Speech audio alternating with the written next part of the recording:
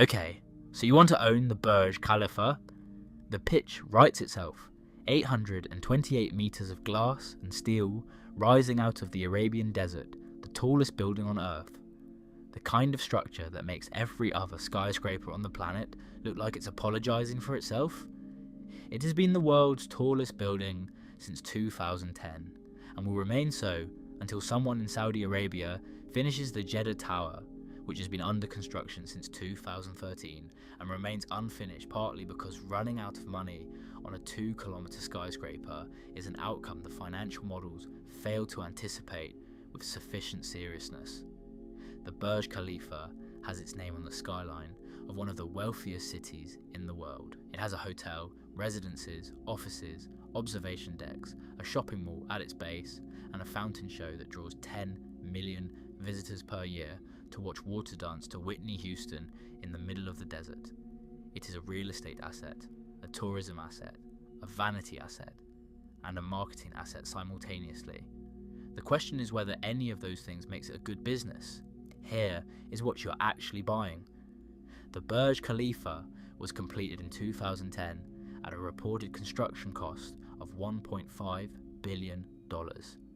That number has been disputed, and the true all-in figure, including infrastructure, the surrounding downtown Dubai development, and the financial restructuring that Dubai World required in 2009 when the emirate nearly defaulted in the middle of the building's construction, is substantially higher. Some analysts place the real cost of the Burj Khalifa and its immediate preconditions closer to $4 billion when you account for the master development that had to exist around it to justify its existence. A skyscraper is not a building, it is a real estate thesis. The Burj Khalifa's thesis was that if you built the tallest thing on Earth in Dubai, Dubai would become a place people wanted to be. The thesis worked. The question is whether the building itself, as a standalone, income-generating asset, works with anything like the same elegance. The tower contains 900 private residential apartments, 144 hotel rooms operated under the Armani Hotel brand. On the lower floors, 37 floors of Class A office space, 2 observation decks on the 124th and 148th floors, and the Atmosphere restaurant on the 122nd floor, which holds a record of its own as the highest restaurant in the world, a distinction that functions as a permanent marketing budget charged to the laws of physics. Emaar Properties, the developer that built and continues to operate the tower, does not publish granular revenue figures for the Burj Khalifa as a standalone asset. What we know from the broader Emaar financials and from third-party real estate analysis is this.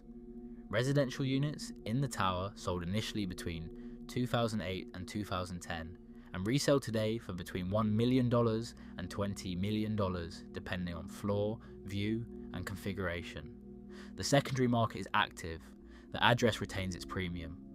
Office space in the tower commands some of the highest per square foot rents in Dubai, currently running around $100 to $130 per square foot annually for premium floors, compared to $60 to $80 for Class A space elsewhere in the central business district.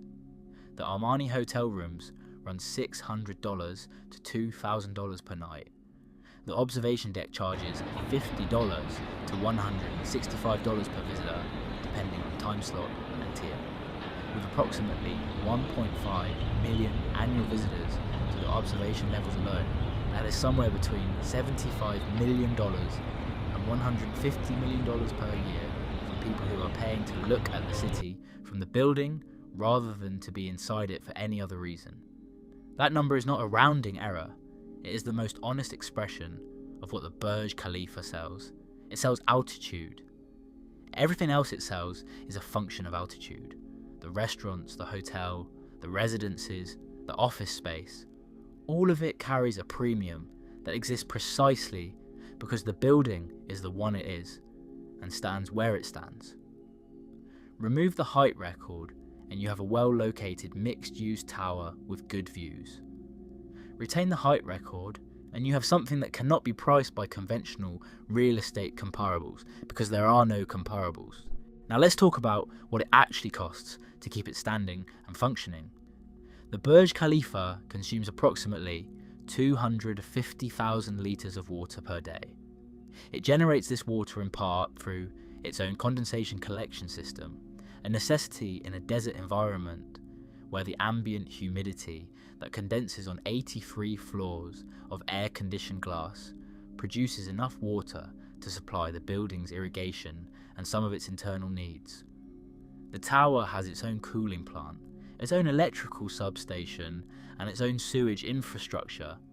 It takes in roughly 360,000 litres of chilled water per hour to maintain internal temperatures against Dubai's summer heat, which reaches 48 degrees Celsius, and does not apologise for this. The energy cost of air conditioning a building that is essentially a glass needle in the Arabian desert is not small. The tower's annual electricity consumption runs approximately 250 million kilowatt hours, comparable to a small city. At Dubai's subsidised commercial electricity rates, the annual energy bill runs in the range of $25 to $35 million. That is before maintenance. The facade of the Burj Khalifa consists of 103,000 square metres of glass and aluminium cladding. It is cleaned by a system of motorised platforms that make their way around the exterior continuously. A full cleaning cycle for the entire exterior takes 3 to 4 months, meaning by the time the platforms complete the circuit, it is approximately time to begin again. The building does not have a clean season and a dirty season. The building has a continuous cleaning operation that is simply part of the fixed cost of having a glass exterior in a desert where sandstorms are a recurring meteorological fact of life. The annual cost of facade maintenance alone runs into the tens of millions of dollars. Add structural inspections, elevator servicing for 57 elevators that travel at 10 meters per second, the maintenance of the fountains in the Burj Khalifa lake, which require their own dedicated engineering staff, and the aggregate facilities management budget for the tower is estimated by real estate analysts at $50 to $70 million per year. Every year. Whether the market is good or bad, whether occupancy is high or low, whether Dubai is booming or contracting. The elevator situation deserves its own paragraph because it illustrates something important about the relationship between engineering ambition and operating cost. The Burj Khalifa has 57 elevators and 8 escalators. The high-speed, double-deck elevators that serve the tower's upper floors travel at 10 meters per second, fast enough that the cabin pressure must be actively managed to prevent ear discomfort for occupants. Each of these elevators cost millions to install and costs hundreds of thousands of dollars per year to maintain under manufacturer service contracts. When an elevator fails in a conventional office building, occupants take the stairs. When an elevator fails on floor 120 of an 828-meter building, there are no operational stairs available to ordinary occupants. The building systems must function continuously because partial system failure at this scale has no graceful degradation. There is no downgrade option, there is operating correctly, and there is crisis.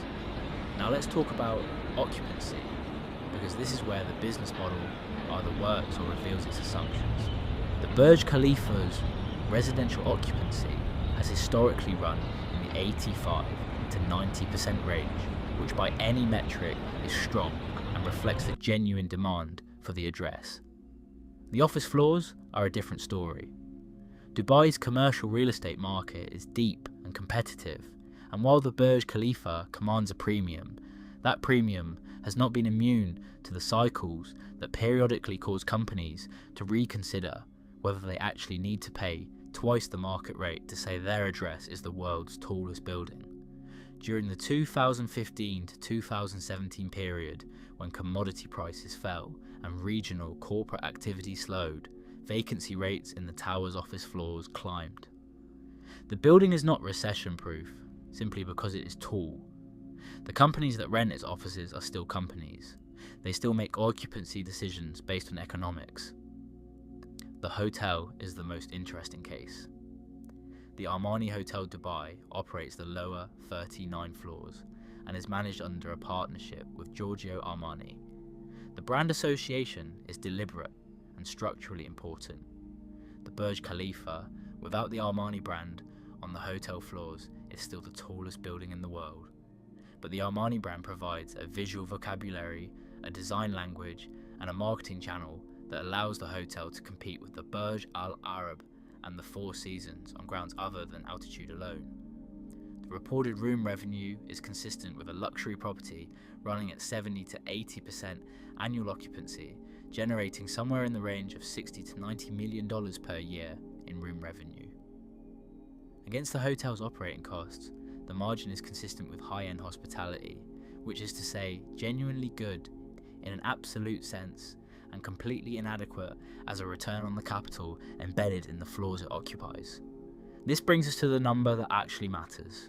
If you purchase the Burj Khalifa today at a valuation consistent with what the most recent comparable asset transactions and EBITDA multiples suggest for a mixed-use super tall skyscraper in a Gulf state city, you would be paying somewhere between $3.5 billion and $5 billion.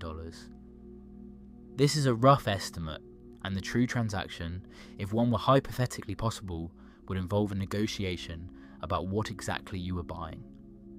Emaar Properties' ownership structure, the condominium units already sold to private owners, the Armani Hotel management contract, and the government of Dubai's interest in what the Burj Khalifa means symbolically all complicate the picture in ways that a simple asset purchase price does not capture. At $4 billion acquisition cost, your annual income from the observation decks, the hotel, the office rents you can capture, and the various commercial revenues the building generates is plausibly in the range of $400 to $600 million per year in gross revenue, against $50 to $70 million in operating costs net of the revenues that flow to condominium owners and the hotel management contract. Your realistic EBITDA is somewhere between $150 million and $250 million. At 5% return on your $4 billion acquisition, you needed $200 million in annual net income to break even on a basic cost of capital basis. You are sitting precisely on the edge of that number in a good year and below it in a normal one. The building is not a bad investment in any absolute sense. It is a marginal investment by the standards of what $4 billion deployed elsewhere could generate. You are buying the most famous building in the world and earning returns that a competent real estate fund achieves with a portfolio of suburban office parks in secondary American cities. The fame is real, the excess return is not. What you cannot model is the optionality that comes with owning the building in 2035 or 2045, when Dubai's population has potentially doubled again and the scarcity of the address has compounded further.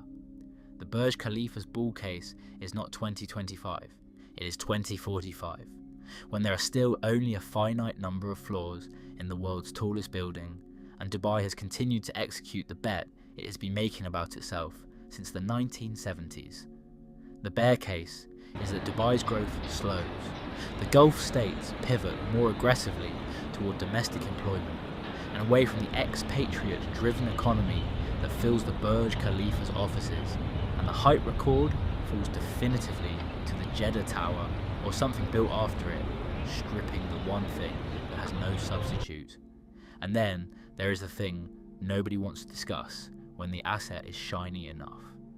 The Burj Khalifa was built on reclaimed and engineered desert ground over an aquifer in a city that did not exist in its current form 40 years ago, and is built on an economic model that is a 40-year bet on the continued desire of the world's wealthy and ambitious to congregate in a tax-free, politically stable, air-conditioned city-state on the Persian Gulf. Dubai has so far won this bet with remarkable consistency.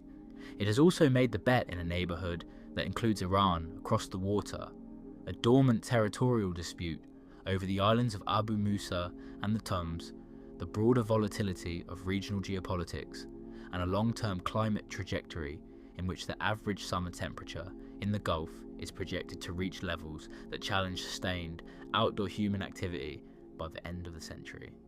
None of these risks are imminent. All of them are real. The building is insured. The geopolitical and climate risks in the region are not insurable in any meaningful sense at the scale that matters for an asset worth $4 billion. The maintenance schedule is relentless in a way that only becomes apparent when you understand what the building actually is. It is not a tall building, it is a vertical city. The 163 floors contain restaurants, residences, hotel rooms, offices, mechanical floors, observation platforms, and telecommunications infrastructure. Each of these use cases has its own regulatory requirement, its own maintenance cycle, its own staffing demand. The building employs approximately 13,000 people when you include all the businesses operating within it. A meaningful portion of those are involved in keeping the building operational rather than in serving its occupants. You do not manage the Burj Khalifa, you govern it. The distinction matters. The honest financial case for owning the Burj Khalifa is that you are buying something irreplaceable in a city that has not stopped surprising people at a price that requires you to believe in Dubai's long-term trajectory, at a return that is modest relative to the capital deployed unless the optionality plays out and the compounding continues. The vanity value is enormous and real. The tourism revenue from the observation decks is a genuine and durable income stream that is directly correlated with nothing except the building's continued existence and the human tendency to want to stand at the top of the highest thing available.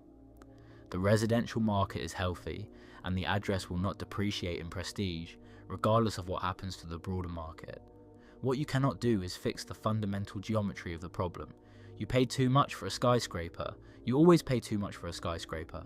Skyscrapers are not built to generate optimal returns on invested capital. They are built to make statements. The Burj Khalifa statement, which is that Dubai exists and insists on being taken seriously, was worth every dirham it cost to make. That statement was made in 2010. You are buying it in 2025. You are not making the statement. You are paying to stand next to it and hope the return follows. The Jeddah Tower will not destroy the Burj Khalifa's value the moment it opens. Height records in architecture do not work the way athletic records do. The Empire State Building ceased to be the world's tallest in 1972 and remained one of the most recognizable and commercially successful buildings on Earth for the next 50 years. The Chrysler Building was surpassed by the Empire State Building less than a year after it opened and has never been anything other than exactly what it is. There is a category of building that earns its permanence through a combination of form, timing, and location that exceeds the specific technical record it once held. The Burj Khalifa is that kind of building. But Amar knows this, the market knows this, the current price reflects this. There is no discount to be captured on an asset that everyone already understands to be permanent and irreplaceable. You are not finding value, you are paying for certainty, which is the most expensive thing available in any market. The man who could in theory buy the Burj Khalifa does not need the return, he needs the building. That is the most honest thing that can be said about the economics of owning it, and it tells you more about who actually buys iconic assets than any discounted cash flow model ever will. The building generates income, the way a great painting generates income, if you are also willing to charge admission. The income is not the point. The income is the justification you offer to the people who ask why you did it. The real answer has never fit in a spreadsheet. It has always been the same answer that the pharaoh gave when someone asked him why he was building a 146-meter limestone mountain in the desert. Because I can. Because it will still be here when everything else is gone. The Burj Khalifa will not last 4,500 years, but it will last long enough to make the question feel familiar.